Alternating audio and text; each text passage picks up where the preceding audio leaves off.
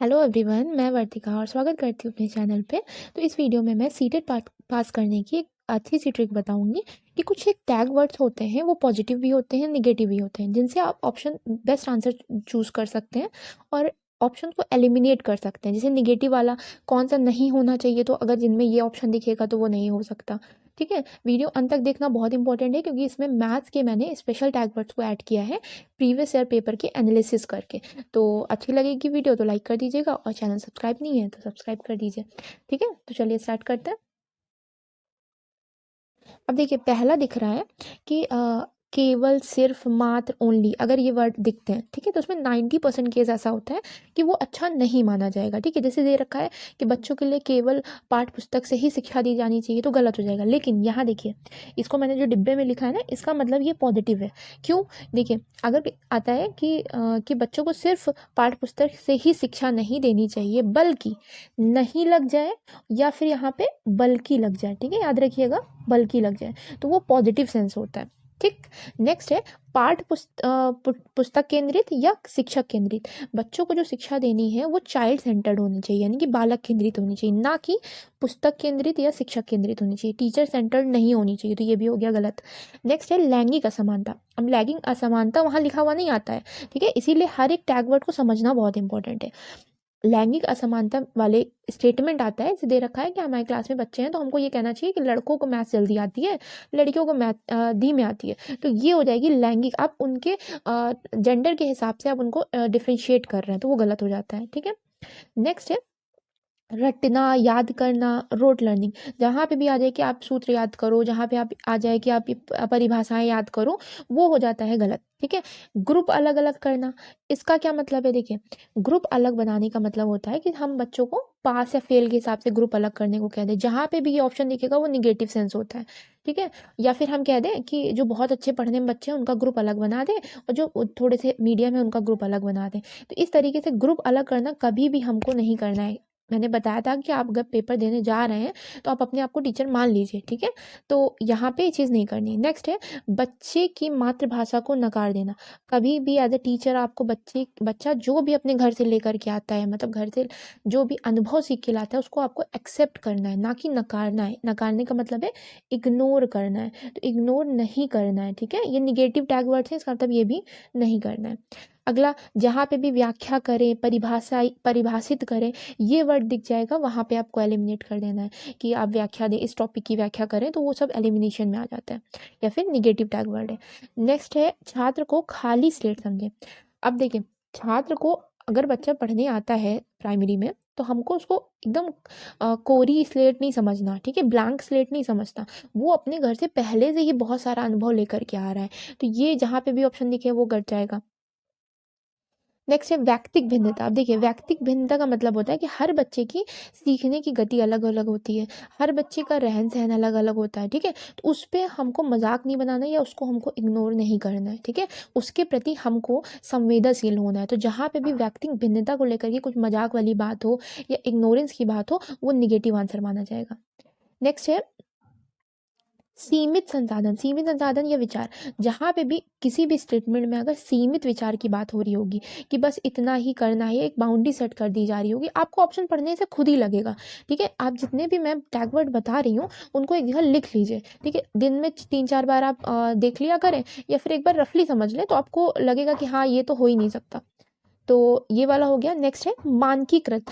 देखिए, primary class के बच्चों को स्टैंडर्डाइज हमको एजुकेशन, मतलब स्टैंडर्डाइज जो डेफिनेशंस होती हैं उन पे फोकस नहीं करना है, उनकी आम भाषा, आम बोलचाल वाली भाषा में वो चीज़ें होनी चाहिए, तो ये भी आपका निगेटिव हो जाएगा।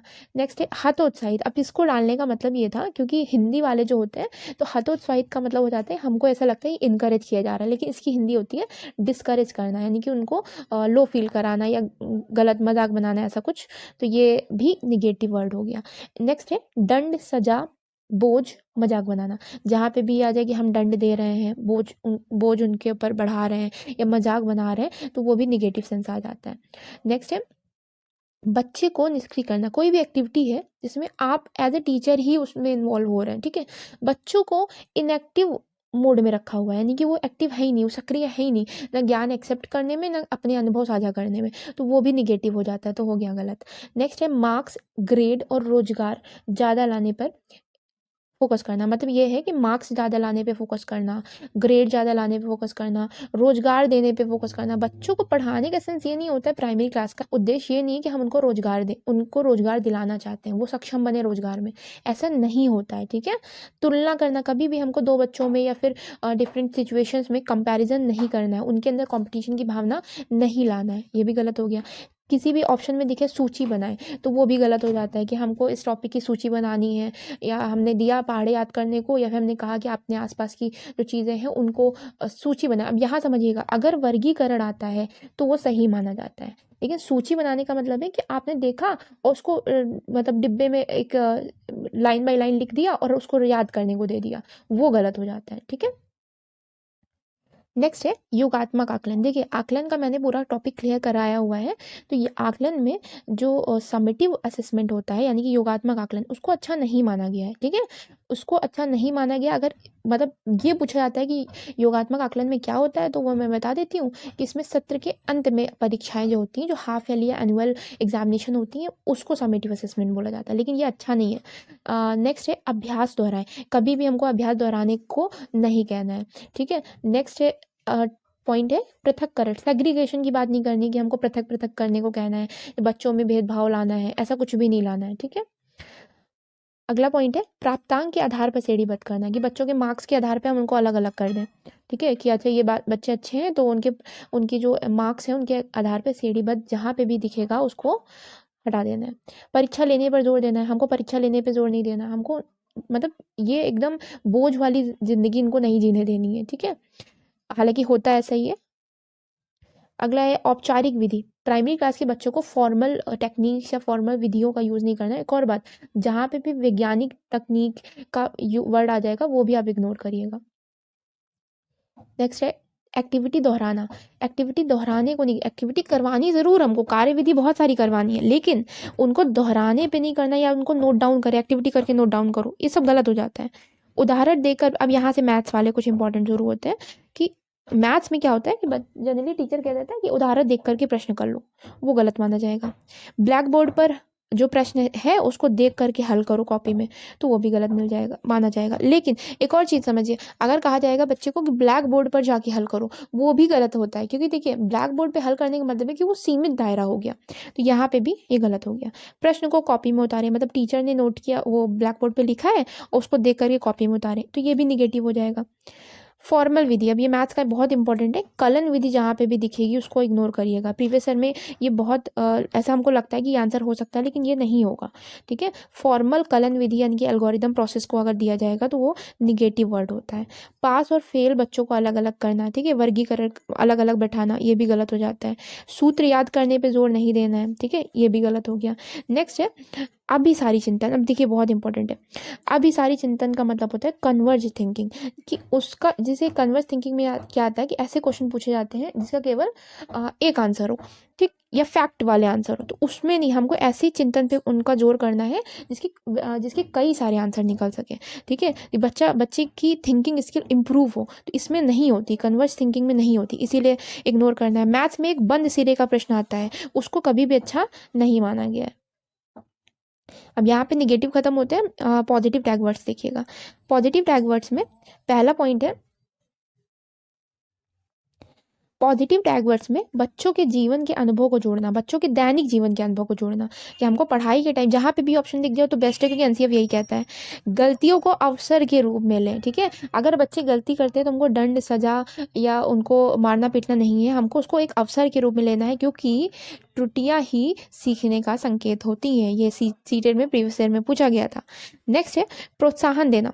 अब प्रोत्साहन देना कि अगर वो कुछ अच्छा करते हैं तो उसमें हमको इनकरेज करना है, या फिर अगर क्वेश्चन के सटीक, देखिए मैथ्स में क्वेश्चन था कि अगर बच्चे ने आंसर गलत दिया है तो आप क्या कहेंगे, तो हम उसमें प्रोत्साहित करेंगे, उनको इनकरेज करेंगे कि ठीक है बेटा, तुमने आंसर के लगभग, यानी कि आंसर के लगभग तो पहुंच गए हैं ना, यानी कि अप्रॉक्स में तो आंसर दिया है ना, तो इसीलिए वो सही माना जाएगा, ठीक है। कारण का पता लगाना, अगर कोई बच्चा ग्रसित है, चिंता से ग्रसित है या एंग्जाइटी से ग्रसित है, तो हमें उसकी कारण का पता लगाना है। जहाँ पे भी ये दिखेगा वो अच्छा माना जाएगा। चर्चा करना, बच्चों को चर्चा करने के अवसर देना है, ठीक है। क्रिएटिविटी उनको सृजनात्मकता दिखाने के भी अवसर देना। किसी भी ऑप्शन में अगर ये वर्ड दिखेगा तो वो अच्छा माना जाएगा।